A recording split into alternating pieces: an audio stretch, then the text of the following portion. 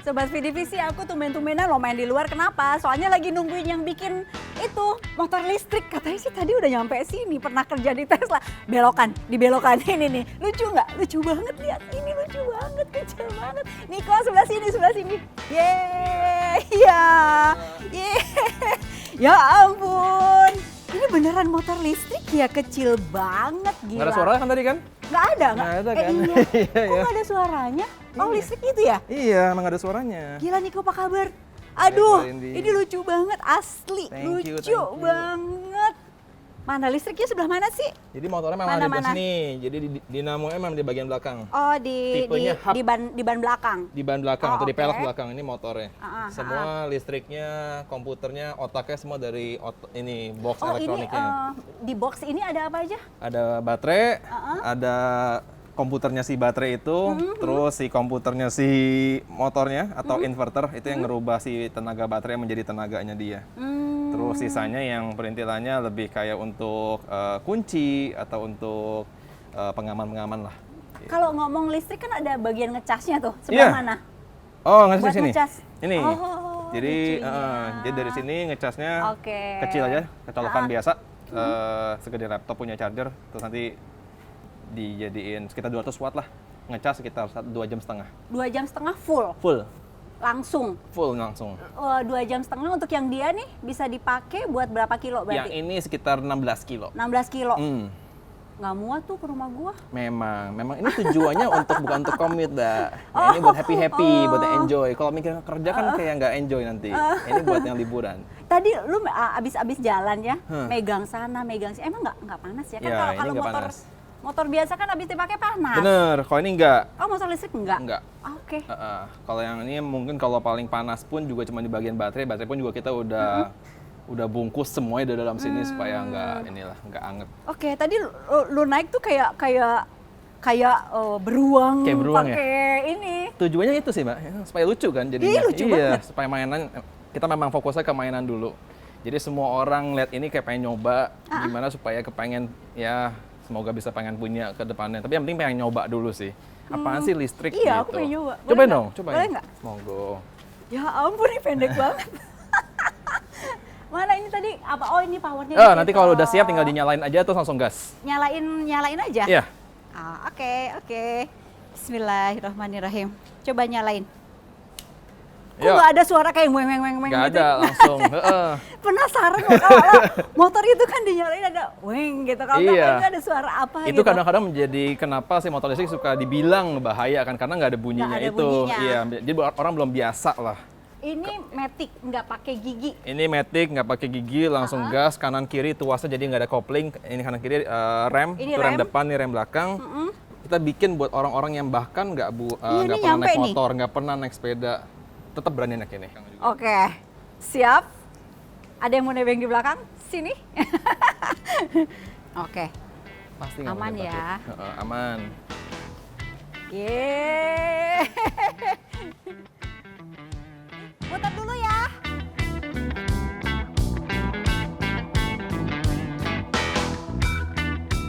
Asli nggak ada suaranya. Ini kalau misalnya di depan kita ada orang gitu, ada klaksonnya nggak nih? Ada, itu yang hijau yang klakson. Oh iya ya. Oh, pada kaget juga. Ini udah nih. Udah, tinggal dimatiin aja. Nah, iya. Oke. Baik. Gimana? Enak, Seru? enak banget. Kekencengan? Enak banget. Terlalu kaget? Mau bikin yang lebih gedean nggak?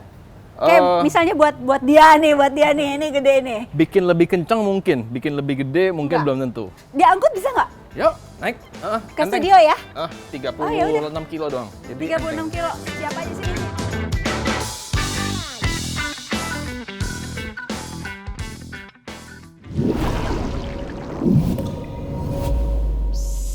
Yuk kita bersuara. Niko, ini akhirnya kita bawa gotong sini. Iya, Tadi Mbak. berapa orang tadi kan di bawah tuh? Bertiga tadi. Bertiga. Dan ternyata ringan ya. Maksudnya untuk diangkut bertiga itu nggak terlalu yang Nyantai, saya tadi kan berapa Iya. anak tangga, 20 anak tangga. Ya nyantai kok. sampai di itu. Nyantai aja. Di rumah juga waktu ya di Bandung, di Bali emang kayak gitu diangkut-angkut ke Iya, sana sini. masukin ke kamar takut hilang kan di depan kan. Kecil bisa diangkut sama Iya, iya, orang, jadi bener, kita taruh di bener, dalam bener. kamar hotel. Iya bener. Kamar hotel. Taruh kamar hotel. Boleh. Boleh. Dan sering. Iya, tiap hari kalau saya dibawa keluar, masukin lagi ke kamar hotel gitu kan. Daripada parkir di bawah, ini kan juga ya kita nggak bisa percaya-percaya. Oke. Oke. Nah ini kan aku nggak tahu nih awal mulanya gimana. Tadi kan kita baru ngomongin soal motornya gitu. Tapi kamu bikin ini tuh kenapa sih? Maksudnya ya kenapa kecil? Kenapa listrik? Kenapa jenisnya skuter? Itu terlalu banyak. Kenapa yang harus kamu jawab dengan singkat, padat, dan Siap. Mulai dari mana dulu nih? Mulai dari Iya, terserah mau yang mana dulu? listrik Listrik kenapa? dulu, Ya, ah. listrik kenapa? Saya susah nafas di Jakarta tentunya. Tahu berdebu, terlalu berpolusi. Kedua, saya kerja di Tesla, Oke. jadi untuk bisa cepat mengaplikasikan pengalaman, ngajarin, untuk nge-share lah semua pengalaman sama ilmu saya dapat dari Amerika. Kayaknya paling cepat ketika industrinya atau produknya juga relevan dengan pekerjaan saya sebelumnya, which is mobil listrik. Kenapa kecil? Saya kepengen semua orang itu punya keleluasaan, punya privilege untuk bisa mengendarai kendaraan listrik. Jadi harus kecil, kenapa? Supaya wanita atau anak kecil atau orang yang nggak bisa naik motor atau naik Yang sepeda sekaligus, takut jatuh yang takut gitu. jatuh, dengan naik yang lebih kecil, kakinya Oke. napak, itu mereka bisa mencoba. Lebih murah juga tentunya kalau semakin kecil, dan juga yang ketiga itu untuk after sales-nya. Nanti Oke. saya bakal jelasin lagi kenapa after sales itu penting banget di Indonesia. Karena barangnya simple dan kecil, after sales-nya menjadi lebih mudah. Kurang lebih gitu. Nah, tadi soal yang Jakarta napas susah dan lain-lain itu, jadi kau pakai listrik supaya nggak nambah polusi, Betul. kayak gitu ya. Suara juga nggak bising. Nggak bising sama sekali. Nggak bising, nggak seru loh. Maksudnya naik motor kan mesti ada suara weng gitu. Betul, makanya kita punya market itu bukan, saya nggak pernah bilang marketnya itu anak motor. Itu anak-anak yang bukan anak motor justru. Jadi kita targetinnya oke. itu bukan orang yang memang doyan dengerin suara Harley. Tapi kita memang mencari marketnya itu yang lain dulu. Suatu hari ketika para Harley itu bisa menerima bahwa motor itu nggak harus berisik, baru kita masuk ke sana. Nggak usah nyebut merek deh ya. Maksudnya nggak apa-apa. Maksudku gini, nggak usah nyebut merek. Anak-anak yang pakai sepeda motor yang macam Honda bebek gitu ya, yang macam tau lah yang kecil-kecil yang masuk-masuk gang itu, mereka tuh modif motornya gimana caranya supaya kedengeran Makin berisik ya? makin berisik. Saya juga kurang ngerti itu. Dan kamu ini bikin yang sepi banget. Sepi banget, iya. Oke, ini semua karena kamu punya pengalaman di Tesla, bikin mobil listrik, kemudian kamu bikin motor. Di sana bikin motor listrik juga? Belum. Belum? Belum. Kepikiran bikin motor gitu ya? Motor karena penetrasinya lebih mudah, harganya lebih masuk untuk investasinya, dan juga memang penggunanya itu memang lebih oke untuk menerima teknologi baru dibandingkan kalau mobil harus buang harga setengah miliar atau 700 juta untuk teknologi yang mungkin belum proven. Itu lebih susah dibandingkan buang 12 juta misalnya. Oke. Ini 12 juta. Yang paling murah 12,9 juta. Yang betul. ini?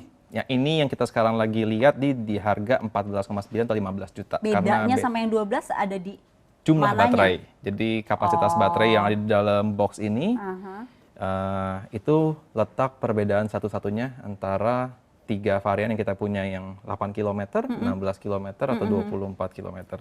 Ya perbedaannya hanya jumlah baterai di dalam box itu. 12 juta mah langsung diserbu sama orang-orang Indonesia Amin. atuh Amin. ya. Ya, sejauh ini udah berapa penjualan? Kita sekarang udah di 30 motor. Unit. Tahun lalu 30 unit. 2022 udah ketahuan. 2022 Inden gitu. inden kita sekarang mungkin di angka sekitar 20-30 motor. Kecepatan saya ngebikin saat ini memang belum di level yang ideal. Jadi memang belum terlalu jualan sampai kayak gimana gitu. Jadi puji Tuhan tahun lalu punya dari pameran, dari event, dari orang ngomongin tentang motornya kita, itu udah mempunyai satu backlog order yang cukup. Saat ini kita lagi mau ramp up produksi dan juga kapasitas kita punya produksi juga. Ya abis ini tayang nanti pesanan banyak. Amin. Berarti udah belum kepikiran ekspor? Ekspor belum, kita kepengen banget ya ini tuh buat market lokal banget sih. Soalnya visi misinya kita itu nggak jauh-jauh dari tingkat komponen dalam negeri atau TKDN. Itu udah semuanya dalam negeri ini atau ada? Saat ini masih beberapa impor dari negara-negara tetangga, tapi memang goalnya, misinya kami itu memang punya motor produk TKDN 100% itu udah kepengen gitu. 100% bisa. Menurutmu semua komponen ini bisa dibikin Mungkin di Indonesia? 2-3 tahun lagi sih bisa. Oh 2-3 tahun lagi. Ekspor sama sekali belum kepikiran, ntar dulu deh pokoknya mau dalam negeri dulu deh. Betul. Gitu. Untuk orang Indonesia dulu. Untuk gitu. orang Indonesia dulu.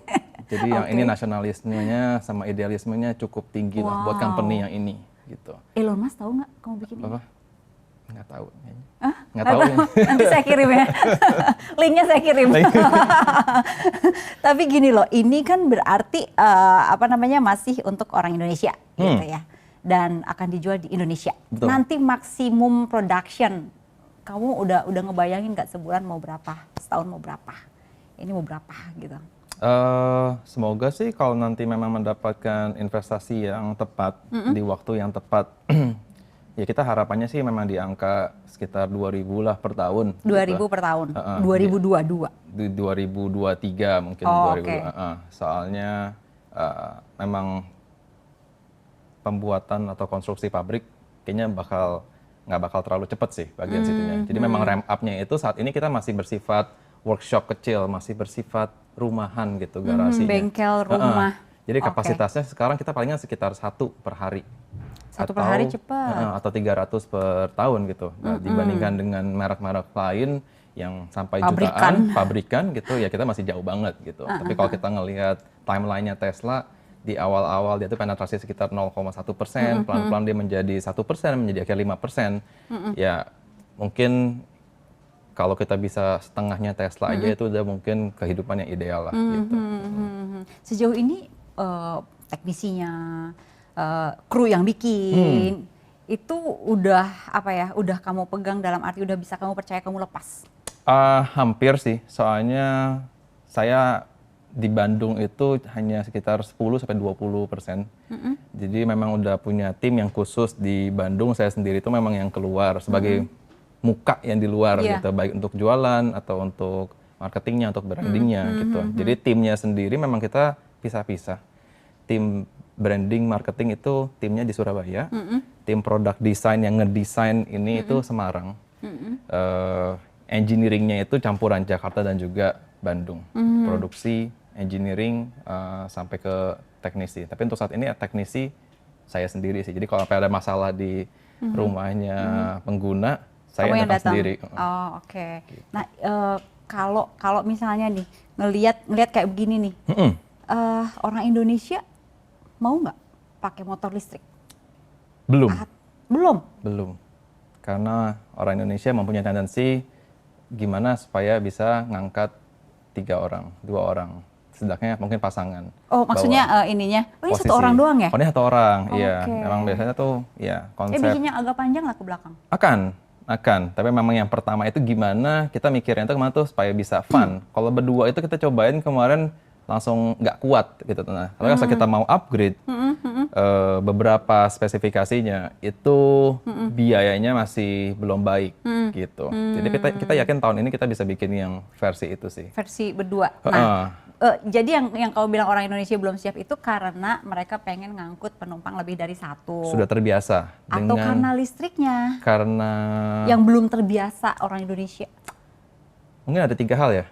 Yang pertama itu tentunya masuknya ke jarak gitu kan ya. Kalau bensin itu kan 4,5 liter sampai 5,5 liter. Jaraknya 50 km per liter, mungkin 200 km sebelum ngisi bensin lagi. Yang kedua itu satu motor itu bisa banyak ngangkatnya. Harusnya 2 ya aturan. Iya. Harusnya 2 kan? 2 mestinya. Tapi bisa 4. Bisa 4 kadang-kadang kan. Sampai ngangkat galon juga di depan atau barang di belakang. Dan yang ketiga pastinya after sales. Jadi pabrik-pabrikan itu juga udah punya 1. Mungkin di setiap kecamatan tuh ada 1 kadang-kadang gitu. Jadi untuk pabrikan-pabrikan kecil untuk mempunyai after sales mekanisme yang se-mature itu tuh mungkin butuh dana yang besar banget atau waktu lama banget. Karena after sales itu menjadi kunci penting untuk suatu brand itu terkenal atau laku banget. Jadi mungkin perbedaannya itu kalau di sini banyaknya itu kan kayak misalnya kayak Toyota gitu atau Avanza, banyak banget orang pakai itu. Karena apa? Ya, mungkin karena Gampang. betulinnya gampang. Iya. Semuanya bisa benerin Iya, mungkin. iya. Dan juga spare partnya juga gampang. Tapi kayak ini spesifik banget orang yang bisa benerin ya. Iya, kalau yang sekarang masih gitu. Jadi kita harus pelan-pelan memfokuskan itu. Makanya dari itu kita dari awal ngomong kenapa ini berbeda, karena after sales-nya itu kita bisa. Sama orang-orang tadi pertanyaanku pertama tuh kalau misalnya habis listrik di jalan tuh gimana ketek-ketek Betul. Mati. Itu orang Indonesia aku gitu. Pasti kan? Mana ntar kalau SPBU kan di mana-mana ada. Nah ini ngecasnya di mana gitu kalau tengah jalan. Kuat berapa kilo sih? Ini sekitar, yang ini kan kita 16 kilo, kalau yang besar kan bisa 32 kilo. Tapi nggak memungkin, tapi masih membuka kemungkinan untuk suatu hari kita bikin yang 200 km Dengan gitu. baterai yang lebih. Baterai besar banget, Oke, jadi nggak oke. perlu pusing satu hari itu perlu ngecas. Karena nggak mungkin ada orang Indonesia yang nyetir motor 200 kilo satu hari itu nggak mungkin kan. Atau mungkin anggapannya rata-rata sekitar 70 km. Kita bikin yang bisa sekitar 90 km, sebetulnya udah cukup buat orang itu nggak perlu ketakutan, nggak perlu. Agak deg-degan ya Iya, tiba-tiba deg-degan. habis di jalan. Kalau yang ini apalagi memang. nggak bisa switch ke bensin kan? Betul. Oke. Jadi yang ini memang full elektrik, nggak punya mesin hybrid seperti mobil-mobil hybrid lainnya gitu. Yang ini mesin cuma satu, yaitu di belak belakang. Ya. Semua powernya dari baterai yang ada di dalam box ini. Dan ngecas yang Ngecas, kayak begitu cukup. colokan biasa, karena dia casan kayak cuman segede buat laptop, 200 watt doang. Nah, balik lagi nih, aku penasaran sama pengalaman kamu di Tesla ya. Itu kamu di sana pegang di bagian? Aku di bagian dulu namanya integration engineer. Jadi integration berarti- engineer itu tanggung jawabnya ada 3. Yang utama nomor 1 itu kita mau memastikan semua software dari tim developer yang nulis kode itu sebelum masuk ke production, atau soalnya kan Tesla tuh punya teknologi namanya over the air update. Artinya apa?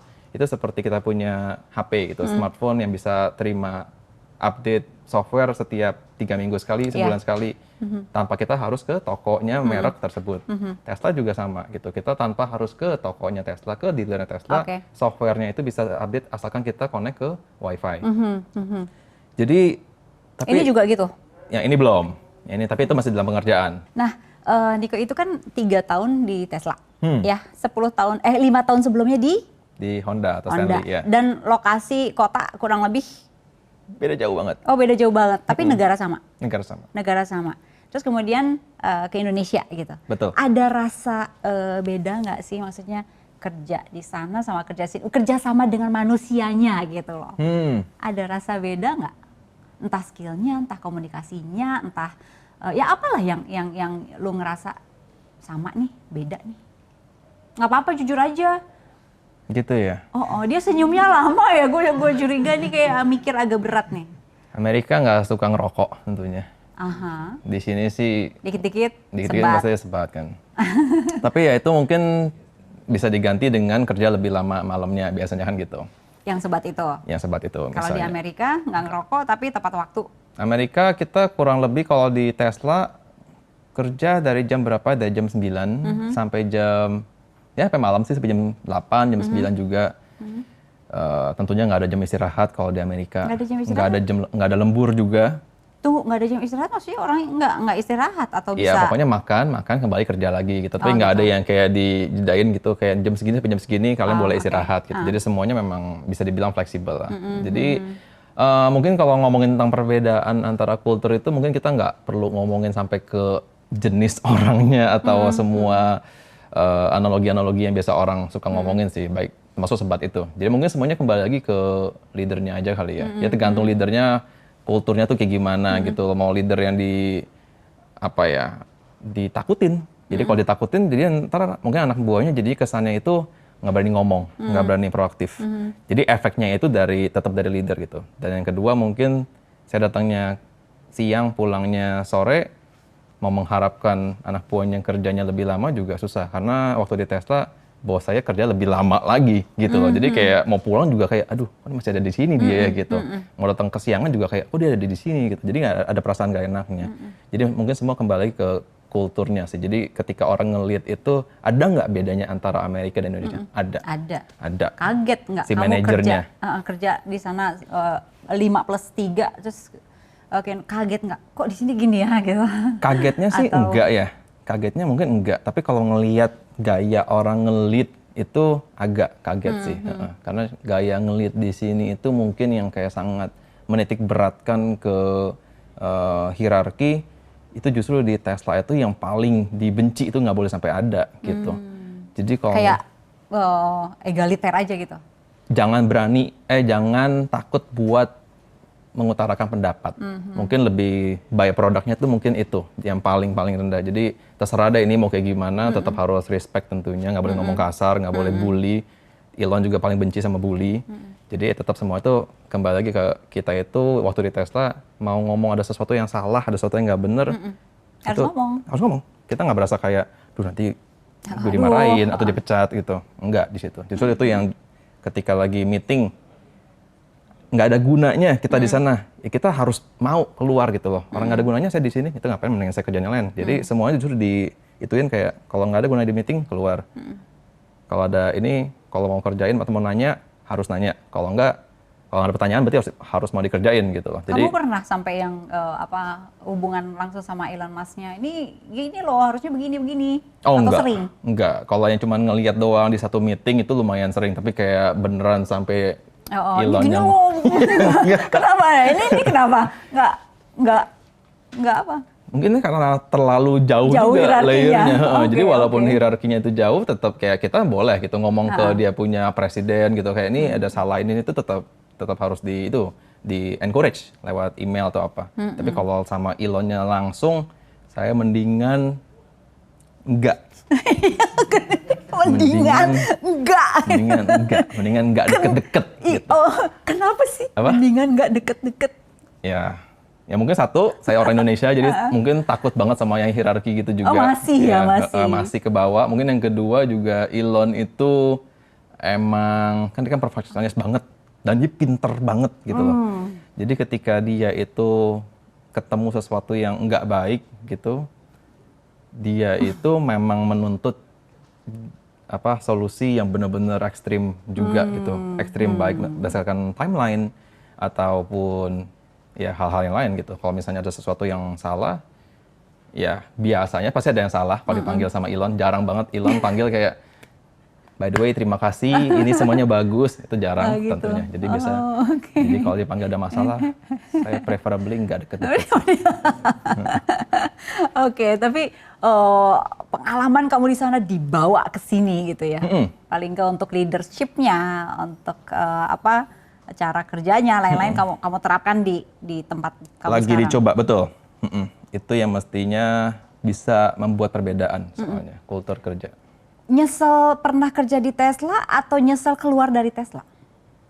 Nggak nyesel, dua-duanya. Soalnya nyesel kerja di sana pastinya nggak mungkin. Di saat itu kan Justru ya. justru nggak mungkin nyesel. Itu sesuatu yang mungkin saat itu, walaupun di tahun 2015 belum ada yang tahu Tesla secara global ya. Saat itu pun saya juga masuk ke Tesla memang karena saya udah suka gitu sama barangnya di Amerika. Sudah Suka. Tapi kalau mau ditanya apakah ada perusahaan yang lebih besar dan lebih keren daripada Tesla, tentunya banyak kan. Google, Facebook, Netflix dan lain-lain pasti banyak. Itu kelasnya yang elit lah saat itu. Tesla ya sebutannya udah kayak ya mereka baru bikinnya mobil lumayan, ownernya itu suka nyeleneh. Saat itu kan pemandangannya kayak gitu. Tapi kita nggak tahu bahwa ini bakal menjadi perusahaan suatu hari besar banget. Iya. 2015 orang Indonesia Nggak ada yang tahu. apaan? Betul banget. Jadi kita masuk 2015 dengan harapan memang saya pengen belajar tentang kendaraan listrik, pengen kerja di suatu kerjaan otomotif company yang baru. Karena sebelumnya saya kerja di perusahaan Jepang dan itu ya udah established banget established Honda. banget. Cara kerjanya, kulturnya, SOP-nya itu terlalu lengkap sampai nggak bisa ngerjain, nggak boleh melenceng sedikit gitu. Waktu di Tesla malah semuanya nggak ada, SOP nggak ada, semua nggak ada, jadinya kayak oh kayak gini gitu loh. Tapi justru itu yang ngebikin Tesla jauh lebih maju dibandingkan yang lain karena agility-nya itu, karena sangat fleksibel, karena agile banget, tapi tetap semuanya agile-nya based on data, based on ya teori ataupun kalkulasi. Jadi bukan yang kayak udah asal jalan dulu aja nanti mikir, nggak gitu juga sih sebetulnya. 2019 itu ya belasan akhir lah menjelang 2020 nama Tesla di Indonesia itu kan jedeng gitu, wow gitu. Dan di situ justru kamu milih untuk keluar gitu. Oh, ya keputusan yang besar banget gitu sebenarnya. Lumayan. Ya kan? Lumayan. Berat untuk memutuskan akhirnya keluar. Setahun lah ya mikirinnya. Setahun mikir lama itu 12 bulan 365 hari. Dikali detik entah berapa. Iya, makanya mikir Mikir mau mikir terus gitu itu. aja mikir terus gitu. Mau keluar nggak ya? Nanti gajinya gimana? Nanti makan apa ya? Nanti kerja di mana ya? Pasti itu kepikiran Niko terus. mikir nanti gaji berapa, makan gimana, Kalau di Indonesia masak. ya, di Indonesia kan. Di Indonesia gimana nih nanti nggak ada gaji. Kalau kerja di startup, kerja di startup pasti gajinya nggak mungkin bisa lebih dari berapa juta. Misalnya denger katanya kan kayak gitu. Kalau kerja di corporate, mungkin gajinya oke, tapi mungkin nanti malah kerjanya cuman jadi apa ya, eksekutor atau yang Iya. disuruh apa, lakuin apa. Saya nggak mau itu, justru itu nggak mungkin saya bisa bawa apapun dari Amerika ke itu sebagai posisinya Eksekutor doang. sebagai itu. Ya udah, jadi setelah semua mikir ya udah akhirnya keputusannya adalah kembali keluarnya sebetulnya juga itu pun di tengah-tengah sebetulnya. Di saat itu ngomong ke direktur, saya pengen istirahat sebetulnya, saya pengen sabbatical leave. Saya minta 6 bulan saat itu. Memang saat itu saya udah secara mentally itu udah capek banget. Jadi ngomong ke direktur, Pak, saya mau istirahat, saya lelah banget. Direktur of software-nya juga ngomong, nggak bisa kayak gitu, di Tesla nggak bisa kayak gitu. Paling kalau mau saya kirim kamu ke Belanda. Karena Belanda itu cara kerjanya semua jauh lebih santai. Kita kalau ngobrol sama orang Belanda jam 5.00 dia udah nggak bales pokoknya gitu lah. Kemana gitu nih orang. Gitu. Jadi Saatnya ngopi gitu. Belanda punya Tesla itu santai, ya kamu di situ aja gitu. Coba pelajarin, coba bawa dari Tesla Amerika, ajarin mereka gitu. Mikir-mikir lagi, bilang nggak mau gitu. Pokoknya, Dengan alasan? dengan Enak loh alasan Belanda, memang ya kan? pengen Santai. istirahat. Oke. Karena pengen istirahat, karena udah tiap hari tuh mau ke kantor itu saat itu udah kayak aduh berat banget lah gitu. Jadi udah nggak bisa tuh dengar kata Tesla tuh udah nggak bisa. Jadi akhirnya 2009 itu saya minta off gitu. Berapa lama? 6 bulan gitu. Dia nego minta 3 bulan aja, kamu istirahat. Masa 3 bulan nggak cukup. Saat itu nggak tahu apa yang ngerasukin saya ngomongnya nggak cukup gitu. Saya mau 6 bulan. Akhirnya nawarinnya ya udah kamu ke Shanghai aja, karena Shanghai itu belum kerja. Shanghai itu baru pembangunan, belum ada mobil, baru mau bikin pabrik. Kamu kayak set up aja di situ, nggak perlu kerja yang bikin mobil. Dan nggak tahu juga apa yang ngerasukin saya jawabnya enggak Gila juga. loh, udah ditawarin Belanda, enggak, Shanghai, Iya, enggak, mau entah apa kenapa. yang merasukimu gitu ya. Jadi akhirnya ya udah keluar di saat itu. Di meeting yang sama. Jadi meetingnya lumayan panjang, sekitar 1,5 jam. Ya ada di itu akhirnya ngomongnya keluar. Padahal belum kebayang ya datang pulang ke Indonesia mau ngapain, atau udah langsung kebayang gue datang ke Indonesia bikin motor gitu. Diajakin untuk memulai software HRD yang namanya Ekrut itu. Jadi di situ tanyain, ayo mau nggak gabung? HRD, otomotif, ini lumayan nih nyebrang benuanya bisa jauh. Soalnya saat itu memang terus terang, maka di tahun 2018 saya kembali, 2019 ketika orang ngomongin soal Tesla, ngomongin tentang Elon Musk, tentang webinar, tentang kendaraan listrik, itu saya tolakin semua, nggak mau. Saya nggak suka ngomongin tentang Tesla. Sampai selelah itu. Oh baiklah, kalau gitu saya beralih ke pertanyaan yang lain. Jadi akhirnya di tahun 2021 sembuh akhirnya. Oh udah sembuh, baik. Udah sembuh, akhirnya udah semangat lagi. Nah akhirnya lahirlah ini. Gitu. oke. Karena 2 tahunnya itu bener-bener nggak mau ngomongin. Itu 2 tahun tuh ngapain tuh? Pokoknya liburan aja gitu. Oh enggak, justru kan yang ngebikinnya itu akhirnya join sama teman iya. itu yang ngebikin HRD punya software. Tapi ternyata di akhir dari 2 tahun tersebut saya merasa kontribusi saya tidak saya nggak merasa cukup kontribusi ke perusahaan tersebut. Saya juga nggak merasa cukup menggunakan semua domain experience yang saya udah dapatin dari nggak cocok juga sama interestnya, keluar. Nah, karena kamu udah sembuh dari itu apa ya, ngomongin soal Tesla udah sembuh kan, berarti aku boleh nanya lagi nih. Silakan. Silakan. Udah semangat lagi sekarang. Ketika kamu di sana ngelihat nggak kalau di Indonesia itu belum saatnya nih pasar mobil listrik gitu, atau Itu nomor berapa tuh Indonesia untuk pasar mobil listrik mungkin waktu sih, itu? wah mungkin sih rendah banget ya. Soalnya kan kalau memang Tesla belum masuk kan hitungannya kan 0. Yang masuk itu kan sebetulnya kan brand-brand yang masukin motor listrik dari negara Cina atau negara Korea seperti itu. Dan itu penjualannya pun juga pastinya kan nggak mungkin bisa menyentuh angka 0,01% dari penjualan brand-brand yang kita tahu gitu loh. Tesla punya charging station. Semua kan kiblatnya di sini pasti Tesla gitu. Iya. Semua juga tahu tentang charging station juga gara-gara Tesla buka ribuan charging station. Tapi apakah teman-teman di sini tahu gitu bahwa charging station itu nggak ada yang pakai? Tesla memang buka terus karena semata-mata sebagai infrastruktur. Tapi apakah punya datanya bahwa yang pakai charging station itu lebih banyak daripada ngisi di rumah? Jawabannya adalah enggak. Lebih banyak di rumah justru. Lebih banyak di rumah 90%. Okay. Jadi kesimpulannya apa? Charging station tuh nggak dibutuhin gitu. Yang dibutuhin adalah produk dengan jarak tempuh yang cukup. Ketakutannya itu kayak tadi, pertanyaan pertama tadi kan kalau abis di jalan gimana, itu kan yang agak bikin orang takut gitu. Terus ngecas di mana gitu. Betul, jadi memang kita harus bikin sesuatu yang memang tidak habis di tengah jalan. Sebesar-besarnya jangan sampai habis di tengah jalan. Jadi Tesla pun juga kalau habis ya beneran habis dan harus di towing. Tapi apakah Tesla harus mikirin kayak dia harus bikin charging station dulu baru bikin mobilnya? Mungkin dia nggak bakal selesai mobilnya karena mahal sekali buat bikin itu. Nggak mau bikin yang agak bisa switch ke bensin, nggak ya? No gitu. Di awal saya kepikiran, jadi saya juga seidealis saya juga memang gitu nggak boleh gitu, tetap harus realitas. Belum siap 100% kan orang Indonesia gitu kan. Betul, jadi kalau mau bikin yang tipenya hybrid, kondisinya itu karena itu menjadi lebih mahal, udah itu doang sih. Jadi kalau harus punya 2 mesin, 2 bensin, 2 semuanya, 2 itu jadi nggak 12 juta. Iya. Jadi berapa? Mungkin menjadi minimal 18 sampai 20-an. Sama teman 15 lah. Betul. Tapi masih mendingan beli yang motor bebek jadinya kan. Orang harga sama, ngapain beli listrik gitu. Mendingan beli yang bensin. Karena mungkin dengan 15 juta, mungkin cuma 3 km pakai listriknya, sisanya pakai bensin. Jadi apa gunanya 3 km? Ya. Padahal justru ini yang mau didorong listriknya. Yang mau didorong ininya. Kalau kita cuma menggunakan sedikit banget 8 km listrik, habis itu bensin. Sedangkan kita penggunaan sehari-hari kurang lebih bolak-balik mungkin 60 km.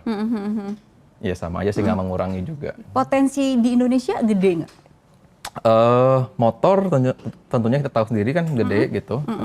Di jalan udah kayak apa ya motornya sampai? Makanya. Tapi gimana bisa gitu mencapai ke arah situ sih. Jadi kalau pertanyaannya besar apa kagak? Besar banget. 10% dari penjualan sekarang 7 juta berarti bisa laku 700.000 kali 17 juta, ya segitulah. Oke. Mau bikin investasi yang lebih gede nih kok? Tentunya sih. Sekarang udah di level yang kayak lebih yakin daripada tahun lalu. Oh ya? Lebih yakin. Dulu tahun lalu padahal ini Januari baru tanggal berapa nih? Iya. Tapi tahun pertama justru kan sangat-sangat nggak yakin. Apakah benar gitu mau bikin motor listrik? Apakah benar mau bikin motor sekecil ini? Apakah benar nggak mau menyentuh ranahnya komuter? Komuter itu yang motor-motor bebek di tengah jalan itu. Apakah kita justru lewatnya yang niche dulu, yang kecil dulu? Justru ngontrol itu sih yang challenge terberat karena ini nanti ada kayak plat nomornya? Nggak ada. Karena kalau ada nanti teman-teman yang nggak punya SIM C akan merasa tidak boleh naik, akan merasa. Jadi secara psikologis kan misalnya banyak ada SIM C nggak? Ada kan? Saya nggak ada. Aja ada. Mau nanya SIM apa? Aku ada semua. Oh betul? Enggak. Biasanya nggak ada SIM C. Oh SIM C nggak ada. Jadi untuk yang tanpa SIM bisa? Bisa. Jadi memang tujuannya itu. Tapi dibawa ke Jalan Jenderal Sudirman gitu? Nah, itu mendingan sih jangan. Mungkin lebih kayak karena takut nggak kelihatan di spion yang besar-besar mobilnya. Saya sih nggak terlalu takut sama itu karena memang ini kecepatannya juga cukup pelan gitu loh. Tapi mungkin penggunaannya lebih bukan untuk commute di daerah arteri sih. Kalau masih lewat gang-gang masih nggak apa-apa. Komplek rumah, lewat gang-gang. Iya. Kalau dari kita punya demografi penjualan juga banyak kan komplek atau hotel. Belum ada yang ngomongnya saya mau beli untuk pergi ke kantor nih. Iya. Gitu. Nggak ada. Saya dari rumah ke sini 25 kilo, dan itu harus lewat Gatot Subroto, Jenderal Sudirman, Tamrin dan lain-lain. Nggak bisa ya? Nggak bisa. Kalau yang ini memang kita belum sampai ke sana karena untuk mencapai ke sana ada kemungkinan harga motor listrik menjadi 30 juta. Bikin sampai ke sana. Akan. Oke. Suatu hari akan. Oke. Kalau begitu, apa yang mau disampaikan ke pemerintah? Tadi kan beberapa atau nggak mau ngomong sama sekali. Harapan deh, perkembangan untuk yang listrik, kendaraan listrik, motor listrik untuk dunia dan Indonesia. Indonesia tuh terlalu banyak mikirin duit untuk pengembangan ini. Jadi secara market pun kita sebagai pemilik motor bebek juga pasti mikirnya itu duit. Bagaimana pindah ke motor listrik itu bisa murah atau bisa lebih hemat atau bisa malahan cuan. Bisa hemat, bisa murah, ntar kalau dijual gampang. Dijual gampang, kan? Betul. Jadi gimana caranya kan gitu. Kalau saat ini kan kita lihatnya itu adalah brand-brand luar. Atau brand-brand luar atau brand-brand sendiri tapi ngeklaim itu sendiri padahal mereka juga masukin dari luar berbentuk completely knockdown ataupun basically kayak Tamiya masukin ke sini tinggal dirakit. Ya sekarang kan kita harapannya bagaimana supaya kita tuh bisa mempunyai TKDN yang tertinggi dengan ya desain semuanya sendiri di lokal. Ya kita sih harapannya tentunya nomor satu, kalau memang bea cukai atau impor itu memang harus tinggi, menurut aku tingginya itu justru buat tingginya itu buat yang masukin barang segelontongan itu gitu loh. Tapi untuk parts-parts yang kita memang mau ngerakit di sini itu justru jangan ditinggiin tentunya. Karena memang kita masih butuh, karena Indonesia belum ada yang bisa bikin. Kita baru mau bikin saat ini, masih butuh development. Itu mungkin butuh setahun lagi. Jadi sih mungkin itu harapannya sih ya, untuk perlistrikan supaya masyarakat banyak lebih make gitu, harapan Niko nggak? Mungkin perbanyak edukasi yang berbasis insentif kali ya, bukan ngomongin tentang ketakutan nggak ada, jangan ngomongin tentang charging station mulu lah, ngomongin hal yang lain gitu loh, tentang baterai tapi tentang baterai pun juga jangan ngomongin tentang baterai nikel yang dibeli sama luar gitu, mikirin tentang lokal lah gitu. Kayak contohnya di Kanada itu ketika BlackBerry mau mencari kerjasama motor listrik, dia itu kerjasama dengan company kecil banget, belum ada penjualan sama sekali. Iya.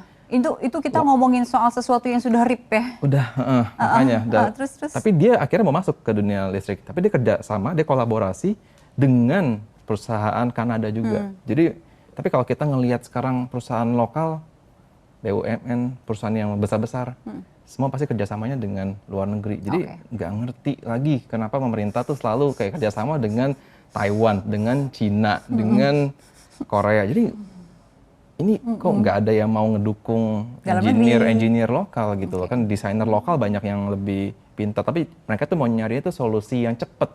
Sebelum 5 tahun mungkin selesai, mereka secepat-cepatnya apa gitu loh. Jadi itu sih salah banget sih. Soalnya karena shortcut-nya itu nggak mungkin ada company lokal yang bisa berkembang di level yang seperti yang diajak kolaborasi tersebut.